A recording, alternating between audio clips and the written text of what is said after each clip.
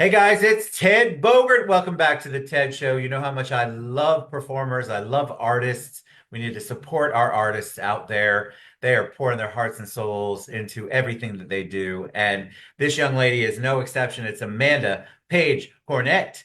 She is here with us, oh, and Almost Angels, my bad. That's right. And she's going to share her journey. She's going to sing for us. Don't you love that? Such a Good. big treat on the TED Show. And I'm just excited to have her here. Amanda, welcome. How you doing today? Thanks. I'm great. How are you? I'm fantastic. Look, we didn't coordinate, but we sort of coordinated. I know, right? Yeah, you look much better. That's a better purple than I don't even know what color this is. It's like an But eggplant. I'm excited to have you on. Of course, we have to give a shout out to Jill. Yeah. She's amazing. If you don't know Jill, I'll put her little information in the bottom too. She's fantastic and always sends me the most amazing human beings to be on the TED Show. So, Oh. enough about the TED Show. Let's talk about Amanda. So, tell us a little bit about you, your background, how you got into music, and all of the good stuff. Well, I'm originally from Spartanburg, South Carolina, home of lots of other musicians, Pinky Anderson, Marshall Tucker Band, Marshall Chapman. Recently heard found out there's a banjo player from Spartanburg as well. But I grew up with kind of surrounded by the Southern rock culture and music, and I love blues and country. I probably started out as a country artist and then kind of melded into what I call Southern rock and soul, which kind of includes all three.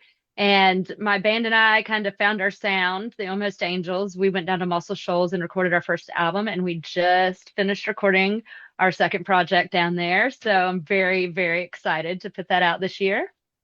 What's it like going from you said you grew up around music, so it's one thing to grow up around it and sing in church or sing with family, and then it's another thing to as an adult to choose that as your vocation. What was that like? Was it a big decision? Was it easy? Was the transition difficult? Tell us a little bit about the journey. I would say it takes a lot more bravery to try and do more than just singing around home.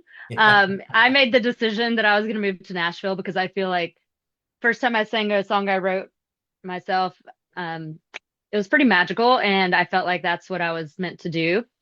And so from that point on, I knew that was kind of the path, even though I was kind of I'm blessed and cursed with well-roundedness, so I had the science mind too. So I didn't want to major in music when I went to school, so I majored in sports science and sports medicine Wow. area. So yeah, so I have a little bit of both sides of the brain, but it kind of helps keeps me balanced.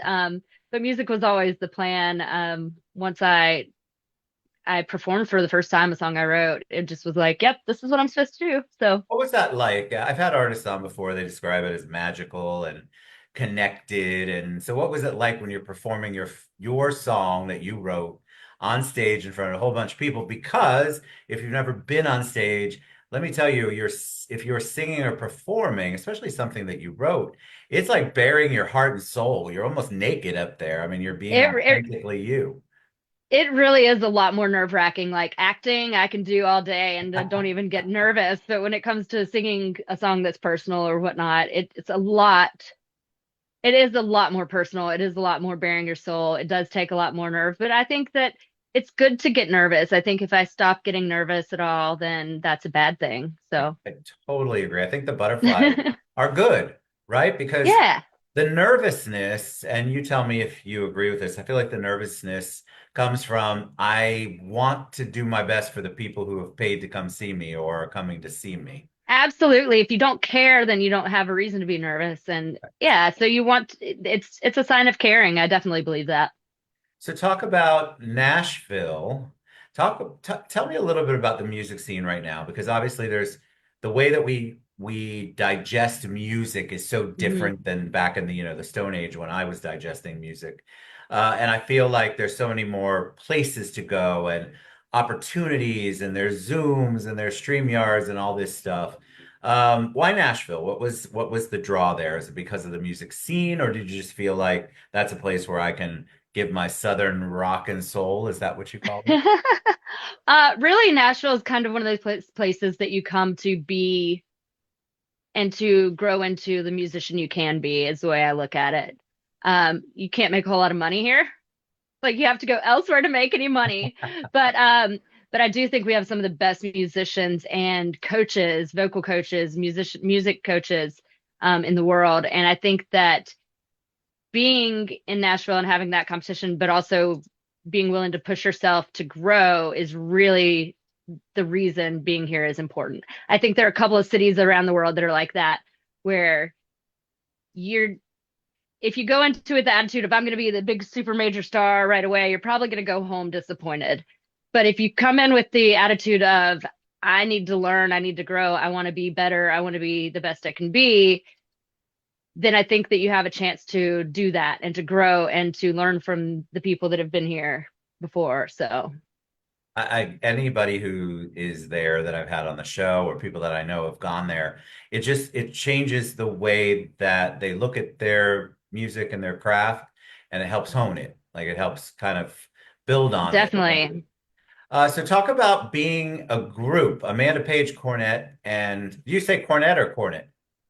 Cornett, you got it Cornett, I right. did it right. And Almost Angels. Talk about the music Yeah. behind that. How did that come to be? And what's that like with a group? Because then you have other people, right? You're all creatives trying to come together to be Yes. So I was put together with this sibling trio, the Petersons, probably about 14 years ago.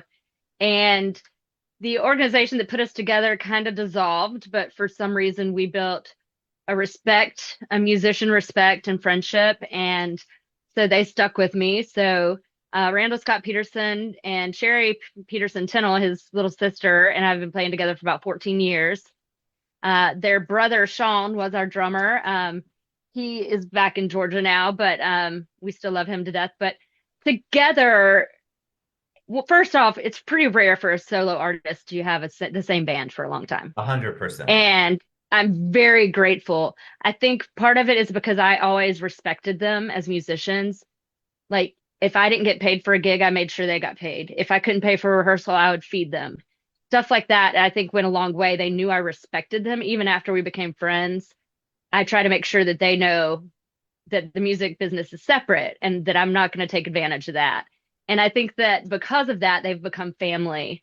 And I'm so grateful that they've helped shape my sound as well, because they come from a little south of Macon, Georgia, so Milledgeville, but there's so much Southern rock that comes out of that area as well, that they got it naturally too. And they also have a little metal background, a little jazz, a little classical background. They're Love that. extremely talented musicians, and it's annoying, but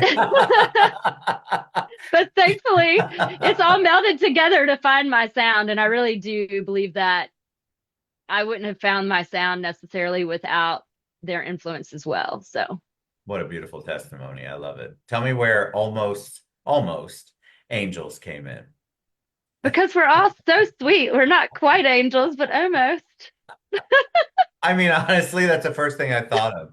It's so, we're all like that, right? I mean, we all think we're like that. And I love that. Exactly. Because that's kind of got a rock soul thought process Yeah. behind it. I love There's a that. little edge to it. We try Just to a be little angels, but edge. sometimes we fall from it. So where do you get I'm sure you get asked this a lot, but I'm always fascinated by the writing process. Do you all write together? Do you write on your own and they perform? Is it collaborative? What's the process for songwriting like for you? So, as far as I'm concerned, I write a lot with other people, with different co-writers within Nashville and outside. I may have to close the door because apparently there's a UPS guy or somebody coming It's all by. right, we can't hear it. Oh, good. Well, it was right in my ear. But, I've been writing since I pretty much could talk, basically. Making up songs. I started writing them down when I was 9. Nashville is very much a co-writing town. Yeah. So I have learned to collaborate with others, which the wonderful thing about collaborating is you have multiple minds in a room that might hear something. You might hear a hook line or hear somebody say something, write it down and bring it into a writing session thinking, oh, this is what it means. And they might say, but what if it meant this? And it changes the whole Okay. session. Yeah. I'm definitely more of a lyricist, so I like to write with people that are really strong with melodies. I have written a few times with like Randall Scott Peterson, my guitar player, and I. We do write some. But I also write with a bunch of other people, some people down in Muscle Shoals, which is kind of how I got down into that family. If you don't know anything about the Shoals area, it's amazing. Um, and really, it's when you first come to Nashville, it's really getting out there networking and meeting like-minded people, and then meeting people and hoping that they give you a chance to share your ideas. And then also, when you get to a certain point, allowing other people to share their ideas with you too, and bringing them in because there's something fresh always about new writers, even if they haven't had anything going on. And I think it's really important to remember that and help hone their skills too, because it can make my writing better, it can make their writing better, and it can collaboratively just take it to a new level. So Yeah, I think that the was a collaborative long-winded way of spirit. saying it. No, no, that's beautiful because I think of the collaborative spirit. It's funny, you don't normally, like from the outside looking in, you think a songwriter. There's no writers, or maybe there's one or two, but what I've experienced from having a lot of artists on the show is there's this collaborative spirit involved in Hmm. things. And so to me, what that shows is that the outcome is more important than the ego, which is a beautiful thing, Yes, right? And I and think should be. that's where you guys really thrive. Talk about before you perform, and I'm super excited for you to perform. Tell me about what it's like being on stage. Do you get emotional on stage if it's a song that came from something personal, or even if it's not? Have you ever gotten choked up on stage? Have you ever responded to an audience member that might be getting choked up or emotional because of a song you're performing? And I know you're Southern rock and soul, but it still moves people. Heck yeah, there's a soul still. That's right. Absolutely. I the first time I performed my song "Someone to Miss Me," which is a very personal and very very naked song, for better lack of a better term. Um, I thought I just totally blew it. I was so nervous that I felt like I'd done a terrible job. And I got off stage and somebody said, "Oh my gosh, I could tell you really felt that song." And it was like, oh, reminder to self, it's not about how I feel like I did, it's how it's received. And so yeah, there are definitely times that you get emotional, but you can either let it screw you up or you could just push through it and hope that the message comes across, I guess. I think anytime I watch a live performer or even on the show here, I can tell when the song is being sung what I call authentically. Like it's not emotion. I'm not the 35th interview of the day.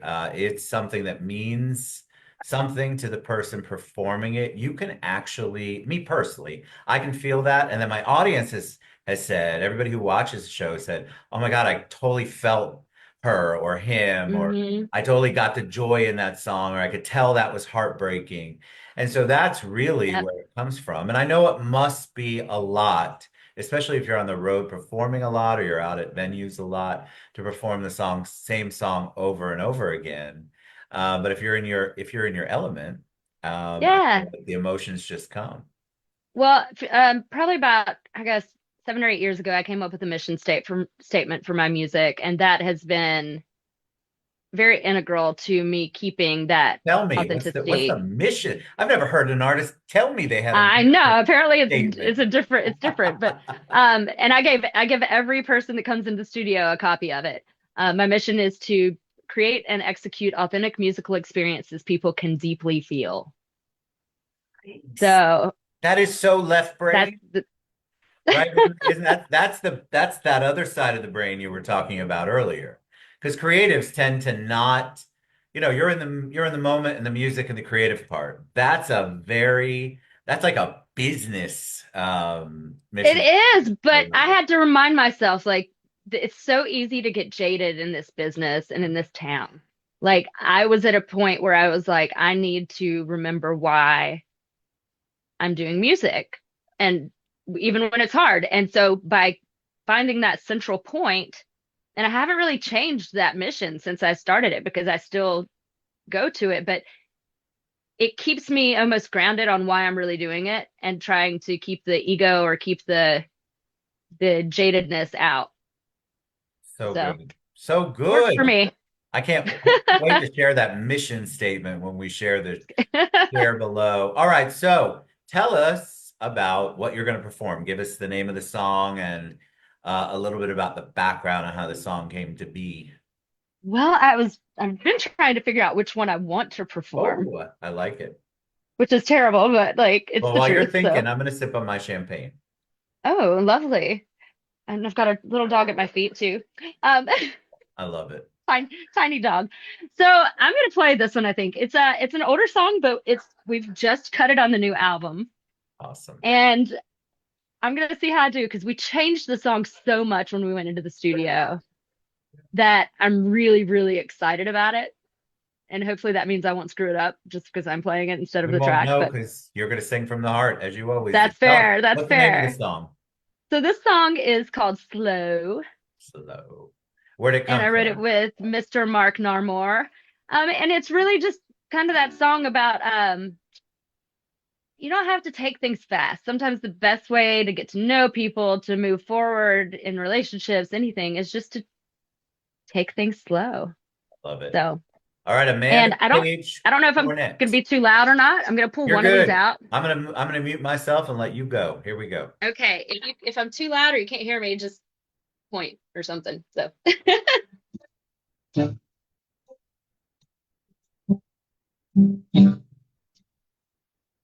I learned the hard way that taking that too fast.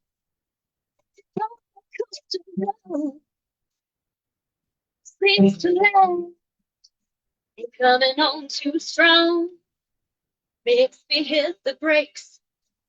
If you wanna make my way, you gotta take it slow and relax it. In for no time, cross the Jurassic that means on the stuff you rest, roll, and sit. If you wanna give it a go, you gotta take it slow.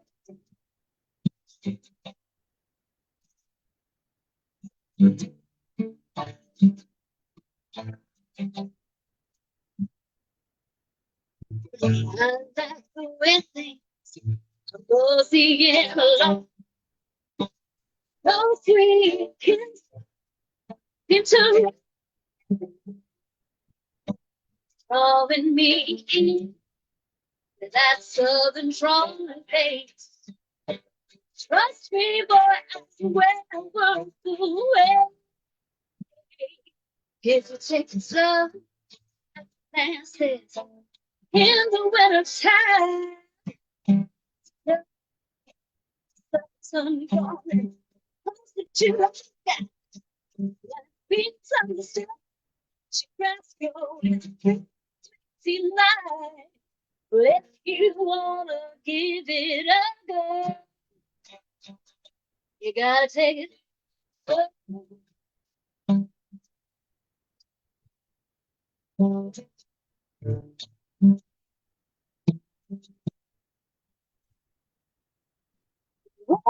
When scrolling,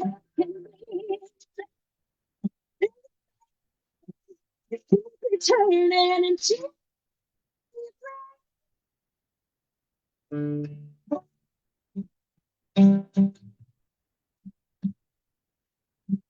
love.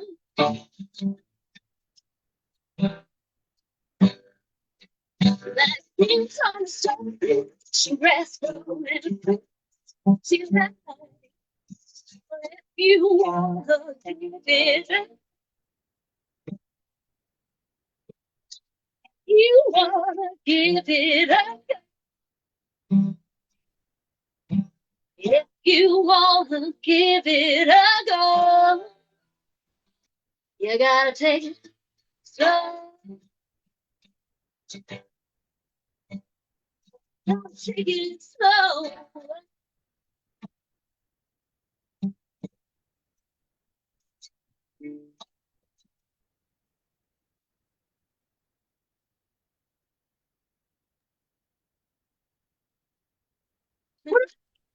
Something like that. I loved it. Beautiful, absolutely beautiful.